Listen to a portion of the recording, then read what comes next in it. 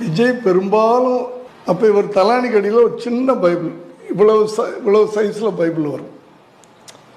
அந்த பைபிள் அவன் தலானிக்கு அடியில் இருக்கும். ராத்திரி படுக்கும்போது ஒரு வேர்ஸ் படிச்சுட்டு தான் படுக்கணும். காலையில் எந்திரிச்ச உடனே அந்த தலானியிலேருந்து அந்த பைபிள் எடுத்து ஒரு வேர்ட்ஸ் படிச்சுட்டு தான் வெளியே போகணும். அப்படி பழக்கப்படுத்தினாங்க. அதனால தான் ஒரு ஸ்கூலில் கூட விஜய் சொல்லுவாங்க, அவர் டிவைன் பாய் அப்படிம்பாங்க. அவங்க மிஸ்ஸு விஜய் பற்றி சொல்லும்போது, அவன் என்னங்க பேசுகிறது கூட காதில் வந்து பேசுவான் டீச்சர் அப்படின்னு சொல்லிட்டு, ஒரு டிவைன் பாய்ங்க உங்கள் பிள்ளை அப்படிம்பாங்க.